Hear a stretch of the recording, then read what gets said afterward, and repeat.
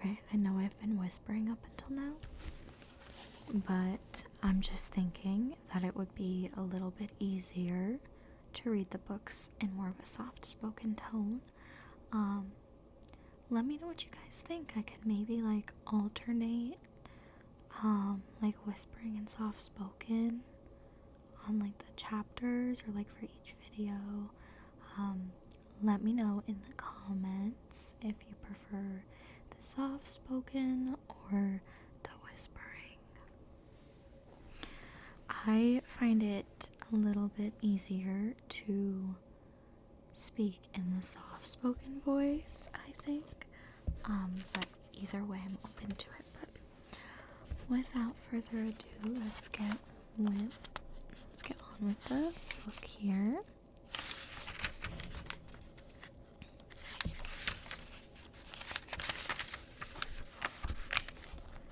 Chapter 1: The Wrong Door. This is a story about something that happened long ago when your grandfather was a child.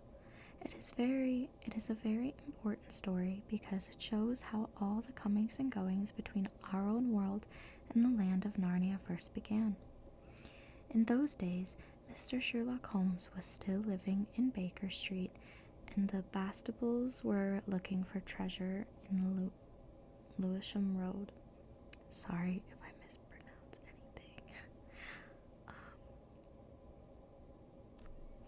Some of this stuff, like the Lewisham Road, I have no idea if I'm saying that correctly. In those days, if you were a boy, you had to wear a stiff Eton collar every day, and schools were usually nastier than now. But meals were nicer, and as for sweets, I won't tell you how cheap and good they were, because it would only make your mouth water in vain. And in those days, there lived in London a girl called Polly Plummer. She lived in one of a long row of houses, which were all joined together. One morning, she was out in the back garden when a boy scrambled up from the garden next door and put his face over the wall. Polly was very surprised because up till now, there had never been any children in that house, but only Mr. Ketterley and Miss Ketterley, a brother and sister, old bachelor and old maid, living together. So she looked up full of curiosity. The face of that strange boy was very grubby. It could hardly have been grubbier if he had first rubbed his hands in the earth and then had a good cry and then dried his face with his hands. As a matter of fact, this was very nearly what he had been doing. "Hello," said Polly. "Hello," said the boy. "What's your name?" "Polly," said Polly. "What's yours?" "Digory," said the boy. "I say, what a funny name," said Polly. "It isn't half so funny as Polly," said Digory. "Yes, it is," said Polly. "No, it isn't," said Digory. "At any rate, I do wash my face," said Polly, "which is what you need to do, especially after—" And then she stopped. She had been going to say, "after you've been blubbing," but she thought that wouldn't be polite. "All right, I have then," said Digory in a much louder voice, like a boy who was so miserable that he didn't care, who knew he had been crying. "And so would you," he went on, "if you'd lived all your life in the country and had a pony and a river at the bottom of the garden, and then been brought to live in a beastly hole like this." "London isn't a hole," said Polly indignantly. But the boy was too wound up to take any notice of her, and he went on. "And if your father was away in India, and you had to come and live with an aunt and uncle who's mad, who would like that? And if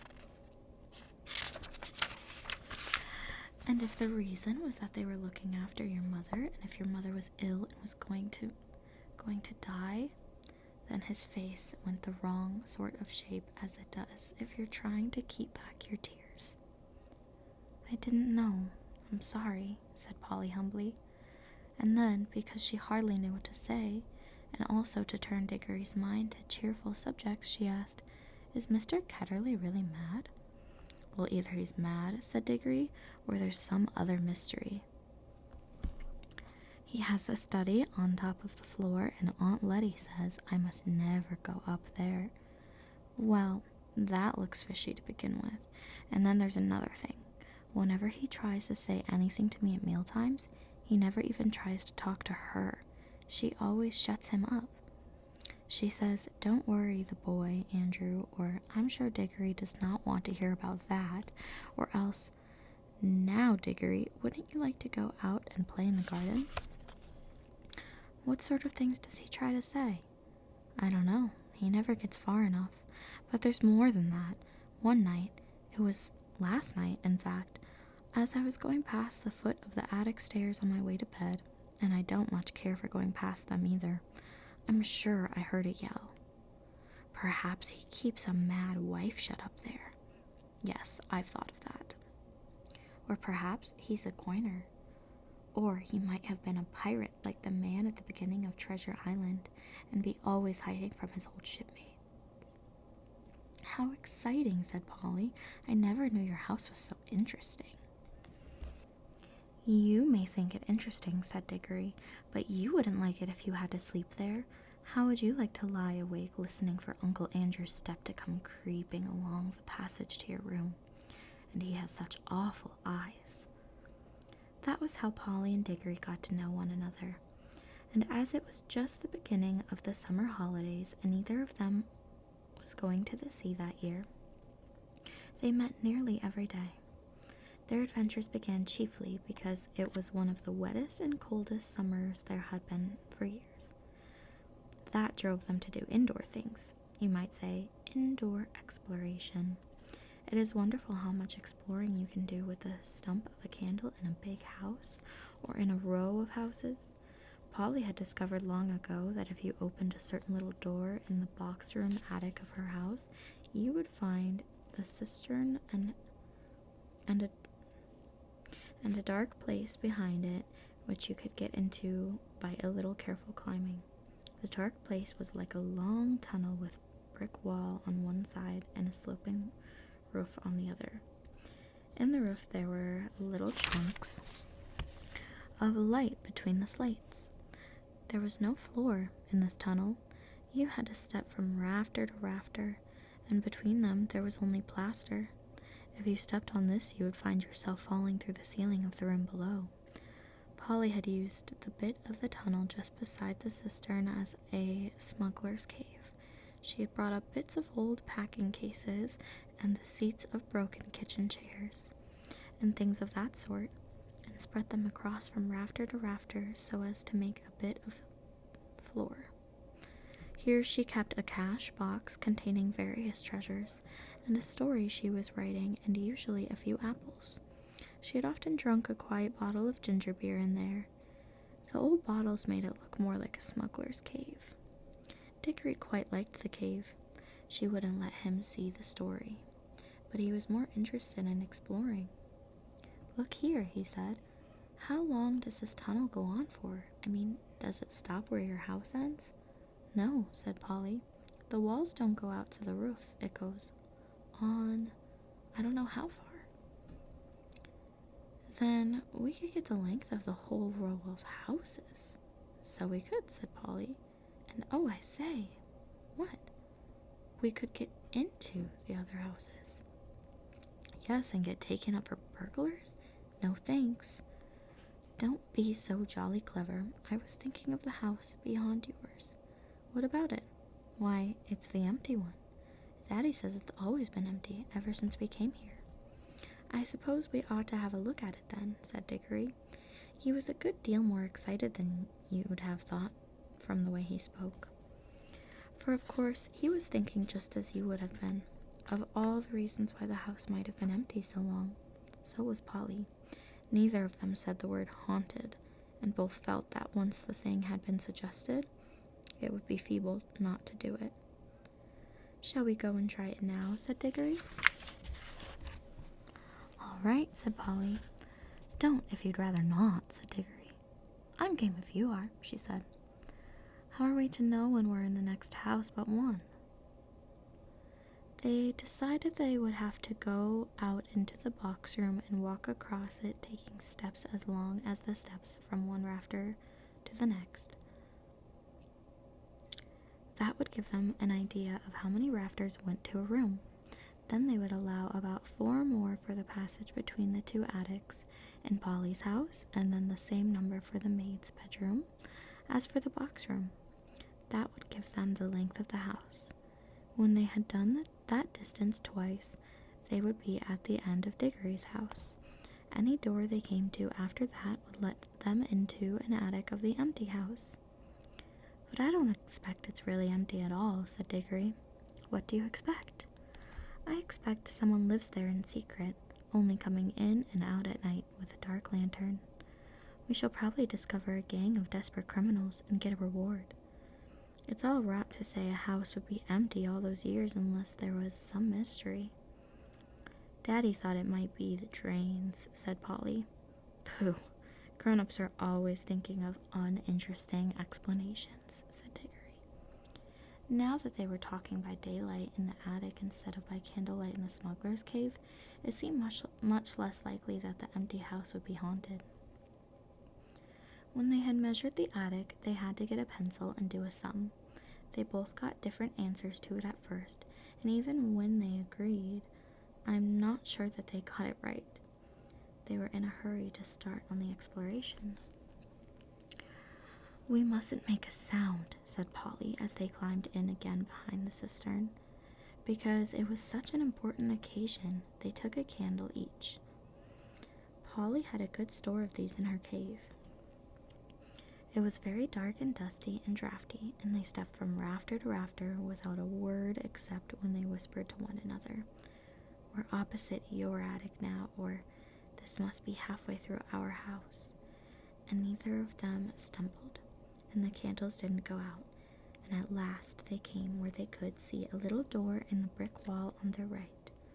There was no bolt or handle on this side of it, of course, for the door had been made for getting in, not for getting out, but there was a catch, as there often is on the inside of a cupboard door, which they felt sure they would be able to turn. "Shall I?" said Digory. "I'm game if you are," said Polly.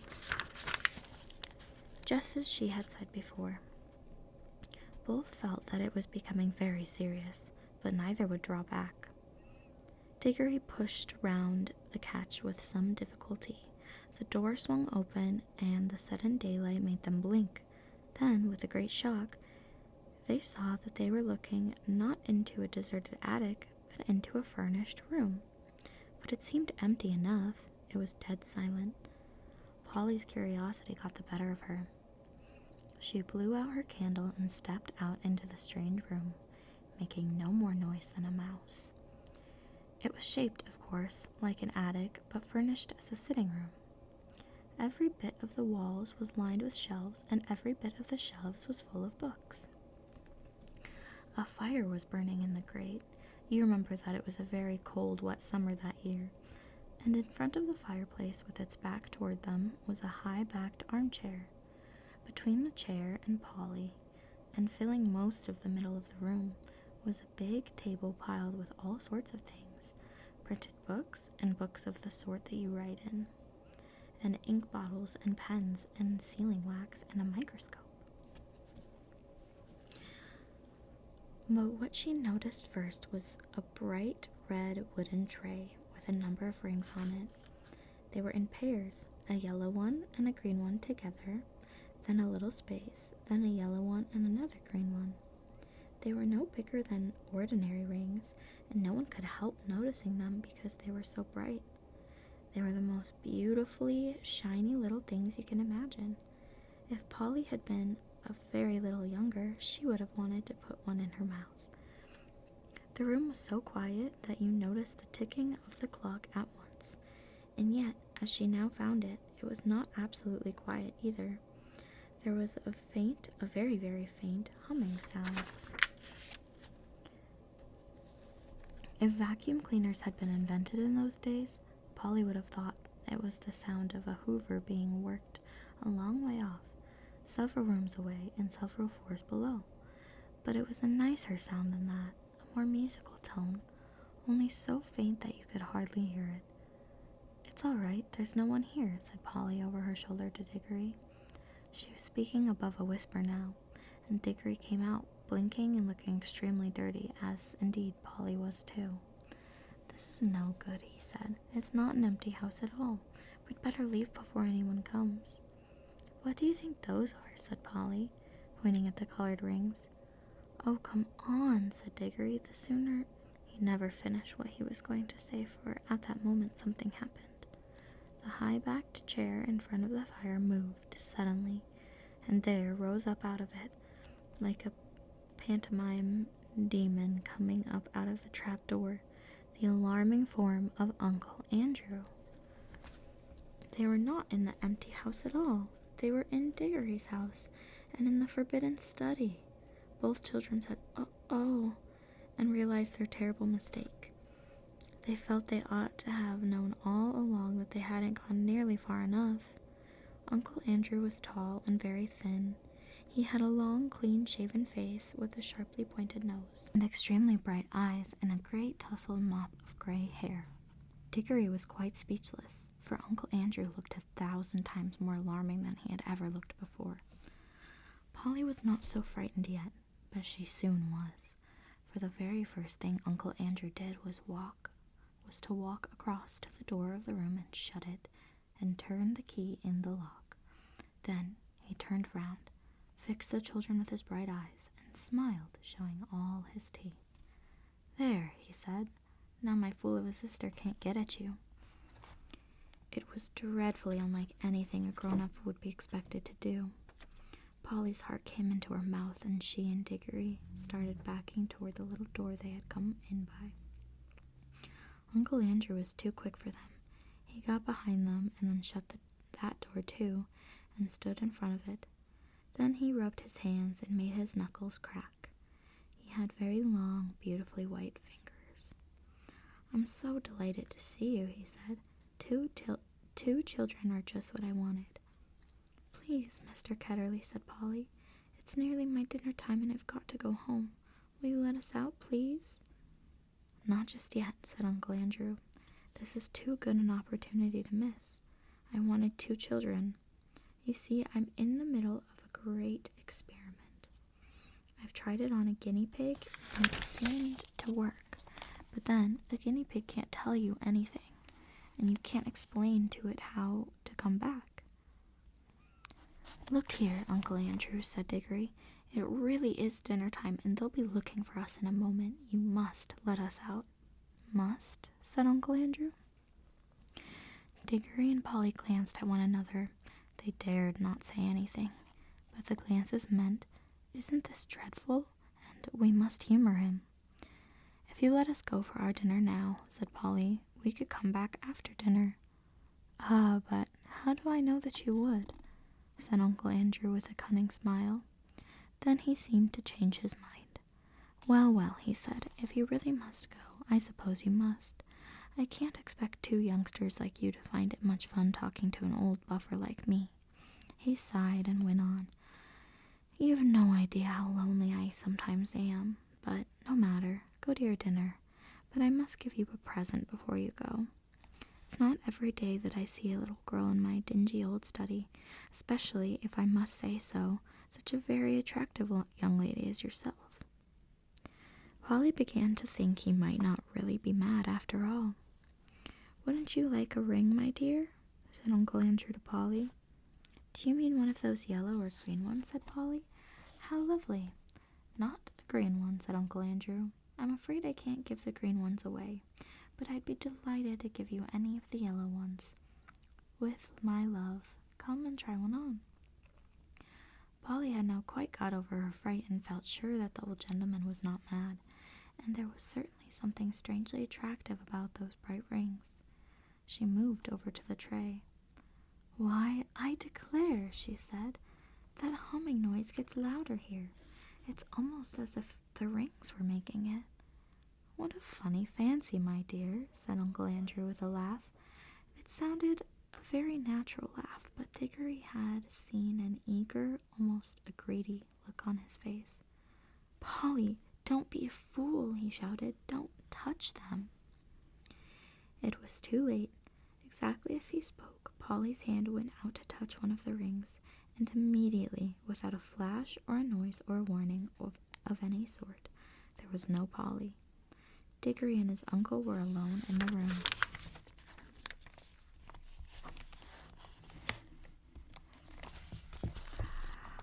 I hate to leave it off here, you guys. I'm so sorry. The chapters are longer than I expected, and I will pick up with chapter 2 in the next video, which I will either have out, which I will either record later tonight or tomorrow afternoon, so it'll be out shortly. Thanks so much for